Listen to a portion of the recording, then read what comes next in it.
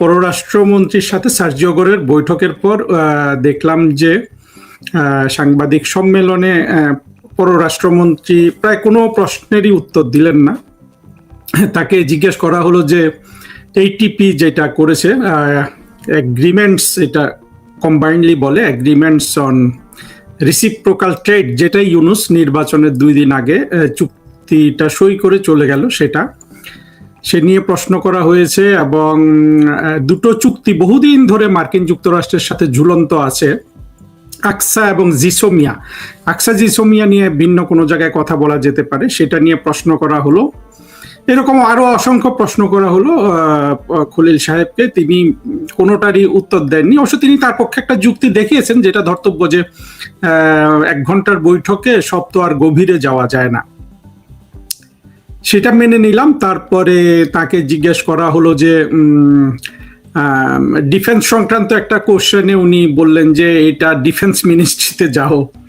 আমি বুঝলাম না কেন এই ডিফেন্স সংক্রান্ত প্রশ্নের উত্তর দিতে ডিফেন্স মিনিস্ট্রিতে যেতে হবে। ধরে রাখছি যে সেখানে হয়তো ডিফেন্স সংক্রান্ত কোনো লোক ছিল, অফিসাররা থাকে এইরকম মিটিংয়ে, বা ছিল না, কিন্তু মিটিং তো এটা কি বলে আমাদের পররাষ্ট্রমন্ত্রী খলিল সাহেবের নেতৃত্বে হয়েছে, তাহলে এটার উত্তর খলিল সাহেবের দিতে অসুবিধা কোথায়?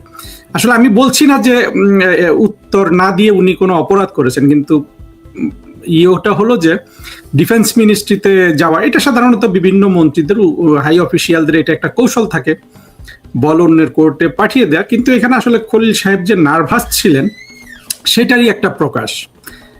আরেকটা প্রশ্ন করা হয়েছিল ওনাকে যে মিয়ানমারকে যে করিডোর দেওয়ার যে একটা প্রস্তাব, যেটার উদ্যোক্তা খলিল সাহেবই ছিলেন, সেটা সম্পর্কে উনি বললেন যে এটা আপনারা গুজব শুনেছেন। আলোচনা হয়েছে কি হয়নি সেটা ভিন্ন কথা, কিন্তু এটা গুজব কিভাবে হয় খলিল সাহেব? আপনি নিজেই তো, আমি নিজের কানে শুনেছি, আপনি অবশ্য করিডোর বা কিছু কোন শব্দ বলেছিলেন আমার মনে নাই, কিন্তু আপনি তো এটা প্রপোনেন্ট ছিলেন বাংলাদেশে, যে এখানে একটা হিউম্যানিটেরিয়ান করিডোর হিসাবে আপনি একটা করিডোর দিতে চেয়েছিলেন, ইউনুসও দিতে চেয়েছিল তখন। সেনাবাহিনীর এটা বন্ধ করে দিয়েছে, কারণ সেনাবাহিনী আসলে কারোর সাথে যুদ্ধে লাগতে চায় না। সেনাবাহিনী, বাংলাদেশের সেনাবাহিনী তো শুধু বাংলাদেশের বিরুদ্ধে যুদ্ধ করবে। এটা পাকিস্তানের সেনাবাহিনীর চেয়েও আসলে দুঃখজনক পরিস্থিতিতে চলে গেছে। পাকিস্তানের সেনাবাহিনী ইন্ডিয়ানদের সাথে যুদ্ধ করে, আর বাংলাদেশের সেনাবাহিনী কারোর সাথে যুদ্ধ করবে না। ওই জন্য আসলে সেনাবাহিনী ওইটা চায়নি বলে তখন করিডোরটা হয় নাই, তখন তো দিয়েই দিয়েছিলেন খলিল সাহেব। এখন বলছেন যে এটা গুজব। যাই হোক, এইভাবে খলিল সাহেব অলমোস্ট প্রতিটা প্রশ্নের উত্তর এড়িয়ে গেছেন, এবং ওনাকে অত্যন্ত নার্ভাস লাগছিল। মনে হচ্ছিল উনি যেখানে মিটিং করেছিলেন সেখানে একটা ভূমিকম্প হয়েছে, কিংবা সেখানে ঝড়, কালবৈশাখীর ঝড় হয়েছে, আর খলিল সাহেব সেখান থেকে বের হয়ে উত্তর দিচ্ছেন। আমরা যদি আমাদের আগের পররাষ্ট্রমন্ত্রীগুলোকে দেখি, সেই শেখ হাসিনার আমল থেকে, অর্থাৎ দীপু মনি, তারপরে আমাদের দীপু মনি ছিলেন, তারপরে মাহমুদ আলী সাহেব, ডক্টর আব্দুল মোমেন, ডক্টর হাসান মাহমুদ, এমনকি আমাদের অনেক স্মার্ট পররাষ্ট্র প্রতিমন্ত্রী শাহরিয়ার আলম, ইনারা কিন্তু কখনো কেউ দেখে নাই যে সাংবাদিক সম্মেলনে এসে এরকম নার্ভাস হয়ে যায়। আমি কখনোই দেখিনি ইনাদেরকে। ডক্টর দীপু মনি এর সাথে সাংবাদিক সম্মেলন করেছিলেন, বৈঠক করেছিলেন হিলারি ক্লিন্টনের সাথে। তারপরে অনেক উদাহরণ আছে, উদাহরণের শেষ নাই। ডক্টর মোমেনের সময় জন কেরি বাংলাদেশে গিয়েছিলেন, তিনি তখন প্রেসিডেন্ট বাইডেনের ক্লাইমেট এনভয় ছিলেন। অত্যন্ত, জন কেরি কিন্তু প্রেসিডেন্সিয়াল ক্যান্ডিডেট ছিলেন মার্কিন যুক্তরাষ্ট্রে। সেখানে ডক্টর মোমেন সাহেব এরকম করে সাংবাদিক সম্মেলন করেছিলেন যৌথ। তারপর এখানে তো শুধু খলিল সাহেব একা ছিলেন, একা কেন ছিলেন সেটাও একটু আলোচনা করতে হবে। তারপরে আমরা এগুলো দেখেছি। ডক্টর মোমেন সাহেব তো মনে হয় ওনার পাশে যদি একটা বোমাও ফাটে উনি কিন্তু নার্ভাস হবেন না কোনো সাংবাদিক সম্মেলনে, সাংবাদিকদের কোনো কোশ্চেন ফেস করতে গিয়ে। তো সেই তুলনায় এখানে আমি দেখলাম যে খলিল সাহেব নার্ভাস।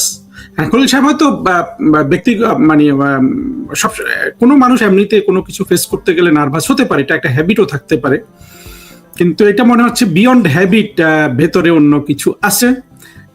খলিল সাহেব যখন সাংবাদিক সম্মেলন করেন, তার পাশে 2 জন ব্যক্তি ছিল। এক হলো তারেক রহমান সাহেবের পররাষ্ট্র বিষয়ক উপদেষ্টা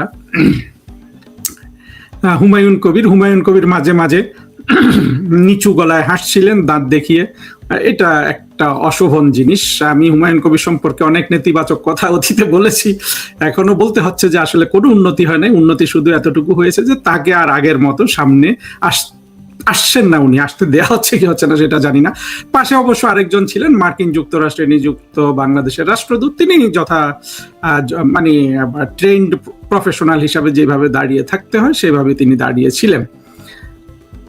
আর খলিল সাহেব আবার এক প্রশ্নের জবাবে সাংবাদিকদের বললেন যে মানে আপনারা কিছুই জানেন না, মূর্খ। এইটা খলিল সাহেব বা অনেক লোক এই জিনিসটা বুঝতে পারে না। সাংবাদিক সম্মেলন করবেন, সেখানে সাংবাদিক যত মূর্খ হোক, যত দোষের হোক, কখনো তাদেরকে ডাইরেক্ট এটা বলবেন না খলিল সাহেব। এই দোষটা আমাদের ছিল এই মাহমুদ আলী সাহেবের, মানে সাংবাদিকদের প্রশ্নের উত্তর দিতে না পারলে তারা পড়ে আসে নাই, তারা লিখে আসে নাই, এইভাবে তাদেরকে অ্যাটাক করা। এইটা সত্য কথা হলেও এগুলা বলতে হয় না, মানে ট্রেনিং তো কিছু নিতে হবে নাকি।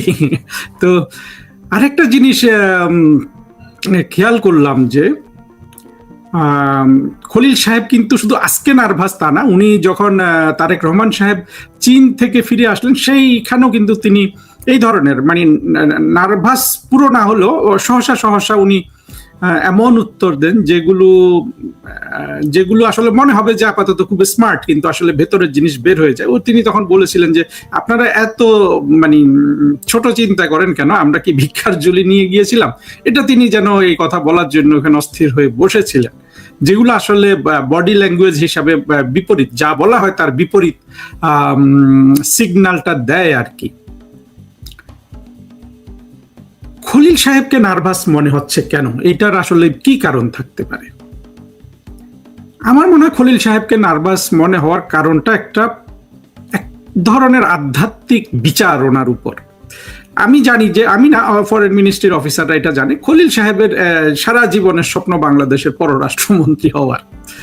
তো বাংলাদেশের পররাষ্ট্রমন্ত্রী তো তিনি হয়েছেন, এবং তিনি যদি স্বাভাবিক পথে হতেন, যেমন শামা ওবায়েদ পররাষ্ট্র প্রতিমন্ত্রী হয়েছে অত্যন্ত স্বাভাবিক পথে বলবো, সেই রকম স্বাভাবিক পথে যদি খলিল সাহেব পররাষ্ট্রমন্ত্রী হতেন, আমার মনে হয় তার উপর যে আধ্যাত্মিক বিচারটা চলছে এইটা হয়তো হতো না। কারণ আমি বিশ্বাস করি যে মন্দ পথে কোনো কিছু দখল করলে সেটা সুখকর হয় না। খলিল সাহেব এখন যেটা জানা যাচ্ছে, যে মানে যেটা বোঝা যায়, জানা যাচ্ছে না কারণ সরকারি তরফ থেকে তো কেউ বলছে না যে খলিল সাহেব একটা স্যান্ডউইচড হয়ে আছেন চীন এবং মার্কিন যুক্তরাষ্ট্রের মধ্যে।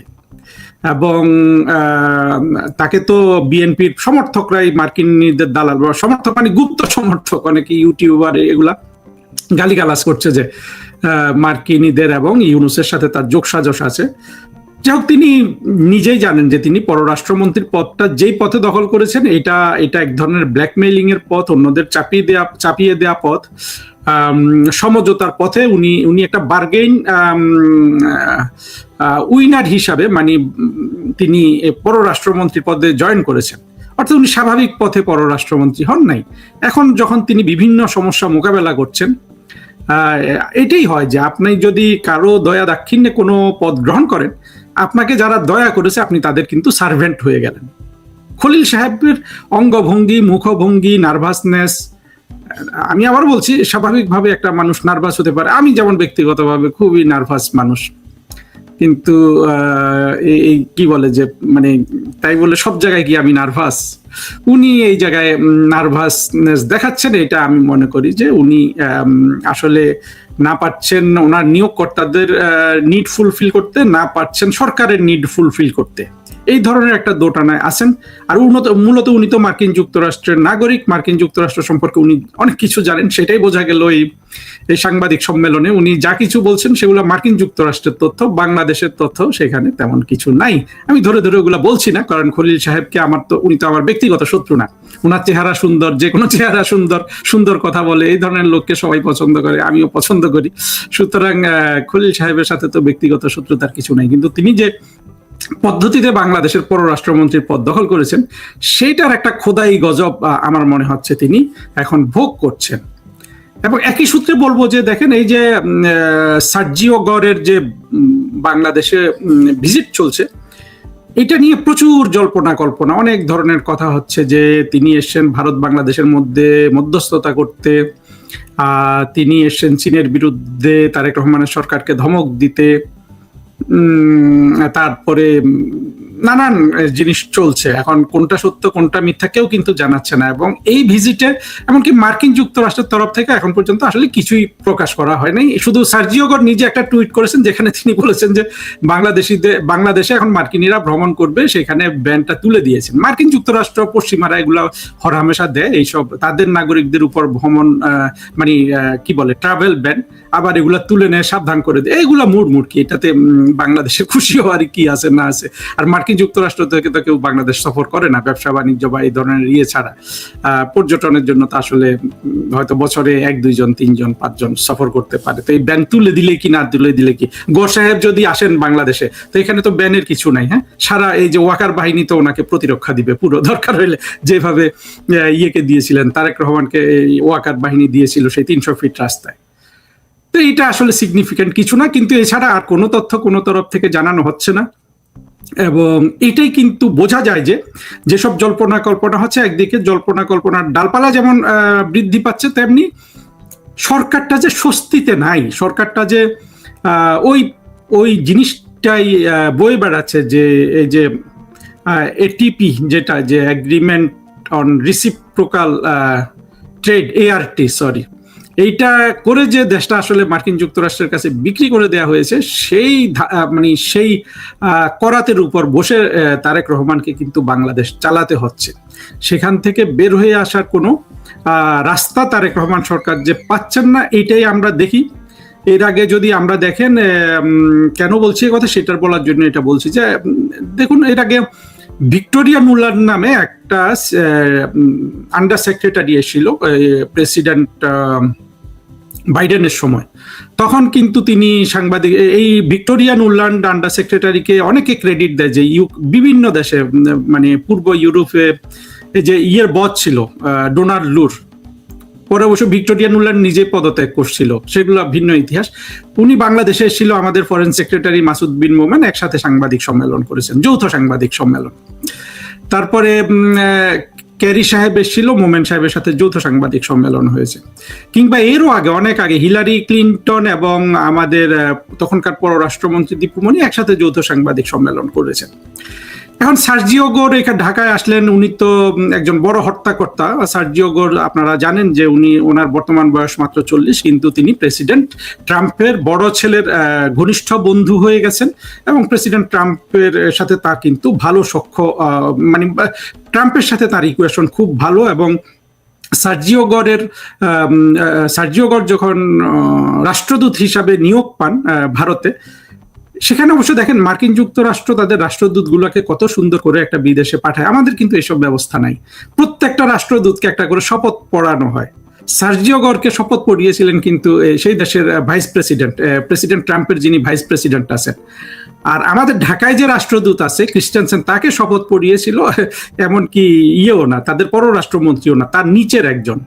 সাধারণত এই শপথগুলো পররাষ্ট্রমন্ত্রী বা সেক্রেটারি অফ স্টেট পড়ায় আর কি। তো সেদিক থেকে বোঝা যায় যে সার্জিও গর অত্যন্ত গুরুত্বপূর্ণ, তার বয়স যাই হোক না কেন। তো তিনি পররাষ্ট্রমন্ত্রী খলিলের সাথে বৈঠক করেছেন। তো দুইজনকে একসাথে হাজির করতেন আপনারা, তাই না? দুইজন একসাথে সাংবাদিকদের সাথে কথা বলতো, সেটা কিন্তু করতে দেওয়া হয় না। কেউ না কেউ বলেছে যে, অথবা মার্কিনীরাই হয়তো চায় নাই যে তারা সাংবাদিকদের ফেস করবে। এগুলো কিন্তু দেখেন জনমনে যেসব সন্দেহ ঘনীভূত হয়ে আছে, সেগুলোকে কিন্তু সত্যতা প্রদান করে। সত্য কথা হলো যে আপনার একদম ঢাক ঢাক গুড় গুড়